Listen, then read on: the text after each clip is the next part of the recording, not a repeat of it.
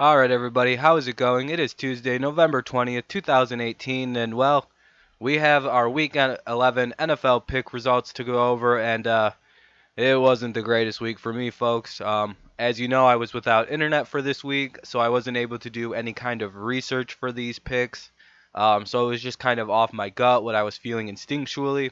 So I got a lot wrong. We'll go over them anyway, so bear with me if you hear any sniffling or anything. I have a small head cold and blah blah blah. It doesn't really matter. All right, week 11 buys. These teams didn't play. It was the NFC East, the 49ers and the Browns. Who really cares? Thursday night football though started off good. I actually started off good. I was like, all right, finally got a Thursday night game again. I had a couple in a row wrong. We had the Seahawks and the Packers. Of course, the Seahawks won 27 to 24. Some key plays in this game that kind of point to the final eroding anyway of the relationship between Aaron Rodgers and Mike McCarthy. McCarthy didn't want to go for it on 4th and 2. They didn't challenge a TJ Lockett catch. There's just poor coaching in that game to a small degree, and a lack of faith in the quarterback kind of led this to what it was against like one of the best rushing teams in football. Like you're just gonna give him the ball back with 4 minutes left. Like that's not a good idea. But I understand it. You also have Aaron Rodgers. Blah blah blah blah blah. Put some faith in the defense. Didn't work out as you lost 27 to 24. The Packers fall to 4-5-1. Further back in the NFC North, probably ending their season if they lose again to Minnesota this week. Then we have the Seahawks improved to 5-5 and keeping their wild card chances alive. Big game against Carolina coming up. We'll see how they do.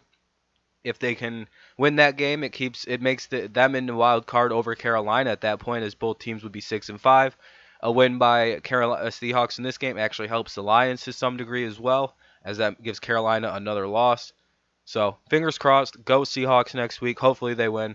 And that brought us to a 1-0 record for Week 11 so far. I was like, all right, off to a good start. Let's go to these 1 p.m. games, and I hated them. We had the Dallas Cowboys head to Atlanta. Dallas hadn't beaten the Falcons in Atlanta since 2006, and that didn't matter one bit, as the Cowboys, behind the powerful rushing game of Ezekiel Elliott, who had like 150-plus scrimmage yards, rushing, receiving, blah, blah, blah. They were able to hang on and kick a game-winning field goal to win 22 to 19. It was a game dominated by mostly special teams, field goal, field goal, field goal. Pretty good defense performance by both teams. The Falcons can't win on the road, and now they're starting to show they can't win at home. Sucks to be them. I guess the Cowboys are a serious contender to win the NFC East, even though I think that's actually going to be done by the Giants in a very shocking turn of events, but we'll see. Giants made a believer out of me this weekend, by the way. We'll go over that game when we come to it. Let's go ahead then and move. The Cowboys are 5-5, and the Falcons are 4-6, all but eliminating themselves from winning their division and probably the wild card. But I still think the Lions are in it at 4-6, but I think they're going to potentially snake the division because I feel like the Bears are going to collapse. I don't know why, but once somebody beats them and the book is out on how to do that, it's probably all over. Once you get the secret of how to beat Trubisky and Nagy, I think it's all over. I think the Lions expose it this on Thursday. You'll have to go watch my NFL picks video. I think the Lions are going to expose that team's doing, but whatever. Um, let's move on to the Ravens and the Bengals. The debut of Lamar Jackson as a starter, pretty good little debut. 27 rushing attempts, about 100 and I forgot how many yards, well over 100 yards. He threw for about 158 and a pick, 13 of 18. Pretty solid debut. He ran way, way, way too much. They're going to have to get that down to about 12 times a game for longevity's sake. He's not going to do that all the time. It was probably just being a little uncomfortable. Pretty fierce division rivalry game, so I understand he's going to run it more than throw it in his first go-around, but he looked good and he led the team to a win. He won 24-21 over the Bengals to improve his team to 5-5 and stay alive in the wild card. The Bengals falling fast after a red-hot start. They're 5-5 now, trending downward for all things considered. Hopefully they can turn something around, but I don't really see them doing that. It is what it is. Your defense is hurt. They're young. You got injuries. I don't think you're going to surmount them, so we'll see how you do going forward. But, I mean, you're still in the wild card race. Then we have one of the more shocking games that I didn't even see coming, and I'm a pretty faithful Lions fan. I actually thought they were going to get blown out 38 to 21, but their defense came alive, stopped Cam Newton in terms of rushing, stopped McCaffrey in terms of rushing. Newton threw the ball extremely well against us, which is whatever. We were more focused on making sure they can't run it against us. That's fine. It worked. The Lions were able to actually pull out the victory 20 to 19, stopping Cam Newton on a it would have been a game-winning 2-point conversion attempt. The Lions would have gotten the ball back with a minute left and a timeout or two. So, they could have done something, but all signs were pointing to Carolina might have won the game on that two-pointer. Um, the loss makes them fall to 6-4, and now they have that, as we mentioned, the key game with Seattle. The Lions improved to 4-6 and have a very big game against the Bears coming up. That's going to be a huge game. I think the Lions are going to expose how to beat Trubisky and the Bears. The Bears are also real tired, so we'll see how that goes. Kerryon Johnson's going to miss a few games with the sprained knee. That was the worst result of this game. Something to note was that the Lions were using a lot of players they just signed, a lot of bench guys, a lot of practice squad guys, and they were still able to look kind of cohesive on offense. So a little bit more practice with Ellington and all them. Well, it'll help the team out. It'll be I didn't expect the Lions to do. I expected too much out of the Lions this year, considering they have a new coach. I mean, they're doing good. They're 4-6. It is what it is. When you get a new coach, it's not the easiest, especially when you shift the focus and fundamentals of your team so hard. I still think they should fire Cooter, but that's a different argument for a different day. They won 20 to 19, and then the Titans. They let everybody down. Everybody was picking the Titans to beat the Colts. I think the Colts made a believer out of a lot of people in this game, and the Titans reminded everybody, oh yeah, we're bad at offense. We just had a couple good games. 38 to 10 is what the Colts won by. The Colts can block for Luck. They have a decent running game. They have good wide receivers. Well, not good, but Luck makes them look great. Or good anyway, sorry. Ebron's playing very well. Their defense is playing capable to keep them in the game. So, yeah, the Colts won 38 to 10, and they're looking like a serious contender of the wild card teams. They appear to be the most serious. The Colts have made a believer out of me, just like the Giants did this week. But I did not do very well on those stretch of games. I went 2-3 for this stretch of games, and it only gets a little bit worse. Actually, my 1 o'clock games were the only things I'm not too ashamed about. Let's go ahead and go. This game I was wrong about. The Giants proved me wrong. I was going to say I owe the Giants fans an apology. Maybe your team can fucking run the table. I guess you guys have a little bit more pride than everybody was talking about, as the fans pointed out. Good for the Giants. Hey, 38 to 35, you guys won. Won on a game-ending interception. Kind of had to call out a fierce comeback by Winston and team, but hey, you guys held on. Eli looked great, 17 of 18, threw a couple touchdowns. Barkley looked good. Odell looked great. I don't know. Maybe the Giants can win the East. We'll see. Let's go ahead and continue anyway. Now that kind of a sad game. 33 years ago, November 8th, I believe it was November 18th. 33 years ago, Joe Theismann breaks his leg in one of the most gruesome injuries in NFL history. And then 33 years, on November 18th, 2018, 33 years to the date, on the same field, same score, but the roles were reversed, with the Redskins winning 23 to 21. Houston won this one. Alex Smith, quarterback of the Redskins, breaks his leg in the exact same situation as Joe Theismann. Same break. Really sad. I'm not going to make any real comments on this game, other than the fact that the Texans won 23 to 21. And we hope Alex Smith gets better real soon. He recovers and is able to play again. But, that sucks, dude. Redskins were having a good little year. Smith was having a good season. Kind of hey, I told you guys I could still play kind of year. And then he gets his leg snapped. The freak tackle. That sucks.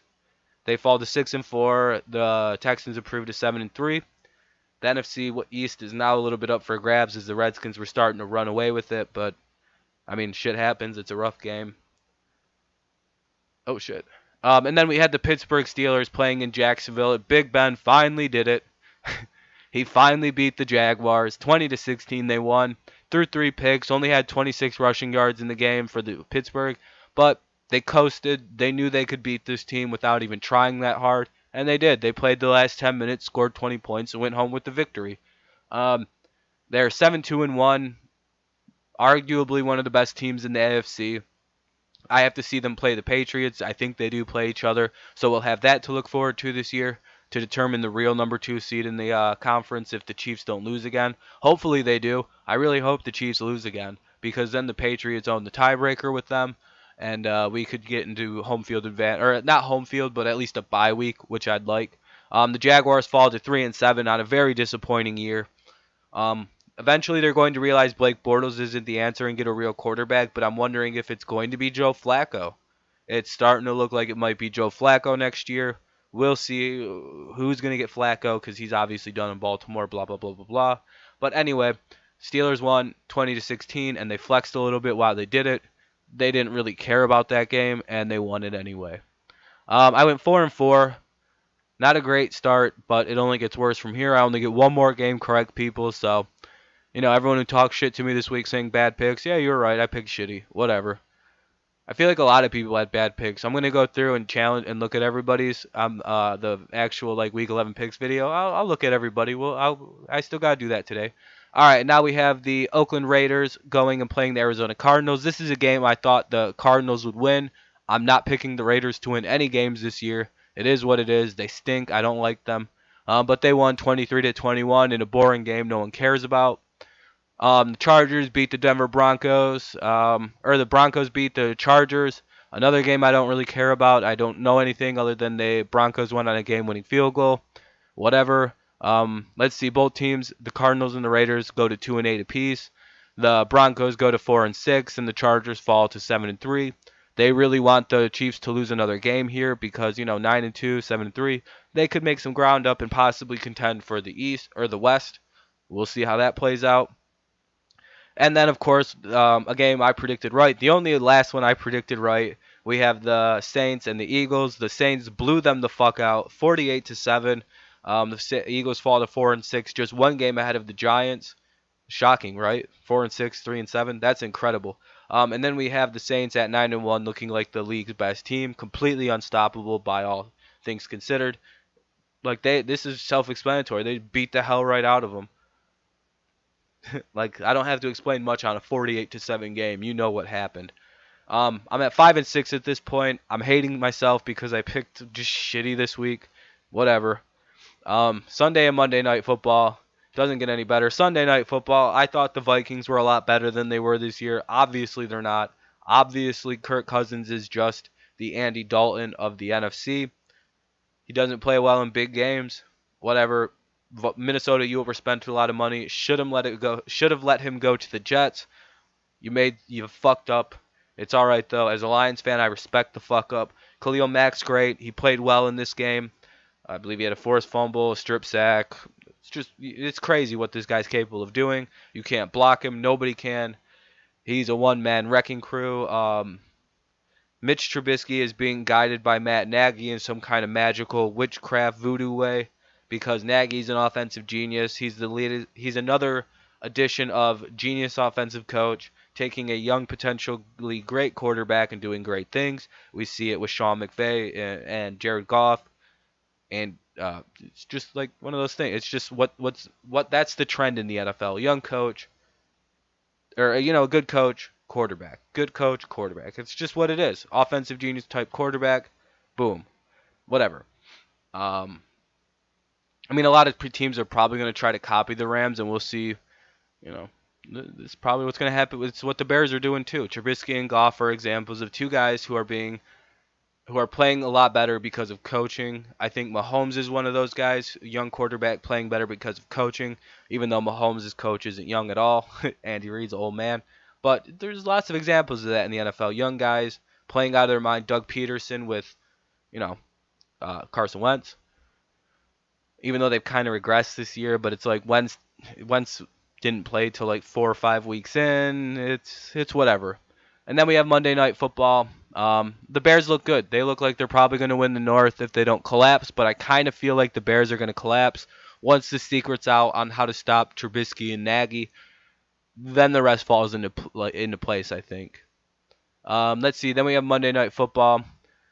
Great game last night. 105 points. First time in NFL history, two teams have scored more than both teams scored 50. First time a team has scored 50 and lost. The Chiefs lost to the Rams, 51 to 54. Did not care that I predicted this game wrong. How could you have picked it other than you like one team more than the other? Um, Great defensive performances, really. I mean, there was like 3 or 4 defensive touchdowns combined. That's why part of the reason why both teams scored high. Their defenses really did give them short fields, and you know what I mean. It's just with two of these high-powered all-star type teams, it's whatever. Great game, fun to watch. It was a back and forth, back and forth, back and forth game. Mahomes had way too many turnovers, like 4 or 5 of them. 3 picks, two fumbles. So he needs to get those into control. Gave up 21 points. Other than that, though, great game.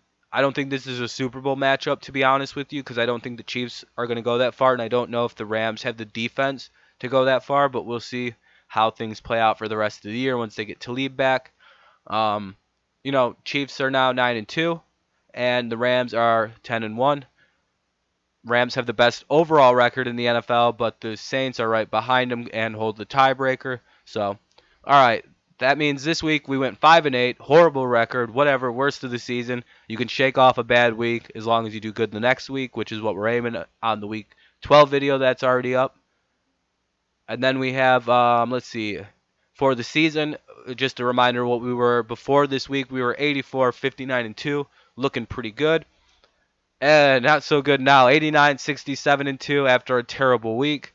Life goes on, though. You can always do better next week, people. That's what I'm aiming for. So, anyway, thank you guys so much for liking the video. The last one that I did, it was really good. The week 11 picks, I got like 8,000, 9,000 views on it. Thank you guys so much. That's crazy. I got like 100 subscribers off it. Everyone, welcome to the channel. You guys left lots of comments. I'm going to go through and comment back and see how everyone did on their personal picks. It's fun. We're growing a little community here. That's an inside joke with some people who understand when I say I'm building a community. It's a big joke, but it is what it is. I appreciate everyone who's listening. I hope you guys like this video. If you like it, subscribe to the channel if you're new here. Tell me how you've been doing on your picks in the comment section. All that fun stuff. Thank you for listening to this DrTV presentation. I'm sort of spacing, but whatever. All right, everyone. Have a great day. I'll talk to you next time. See you later. Go Lions.